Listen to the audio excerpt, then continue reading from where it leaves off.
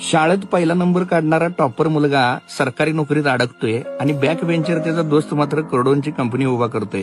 असं का मित्रांनो? तुम्ही कधी विचार केलाय का?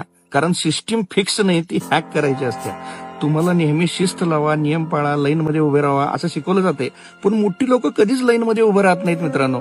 बँकेत लोक तासन तास रांगेत असतात, पण फक्त एक माणूस डायरेक्ट मॅनेजरच्या केबिन मध्ये जातोय आणि त्याचं काम 2 मिनिटात होतंय. ट्रॅफिकमध्ये ठराविक नंबरच्या गाड्यांना पोलीस कधीच हात करत नाहीत. सरकारी टेंडर निघतोय, पण अगोदरच कोणतर ती डील फायनल केलेली असते. सिस्टम हॅक करणारी लोक रूल फॉलो करत नाहीत, तर ते रूल मेकर बनतात. मित्रांनो, जरा विचार करा. सार्वजनिक नियम जनतेसाठी असतात, पण पॉवरफुल लोक त्याच नियमांना वेगळ्या प्रकारे वापरतात. अर्थशास्त्राच्या पुस्तकात लिहिलंय, तुम्ही पैसे वाचवा, योग्य ठिकाणी गुंतवा. पण मोठी श्रीमंत लोक स्वतःचे पैसे गुंतवत नाहीत, ते इतरांच्या पैशाने पैसे कमवतात. शिकवण काय आहे यातनं मित्रांनो? तर तुम्ही रूल्स समजून घ्या, पण त्याच्या चौकटीत अडकू नका.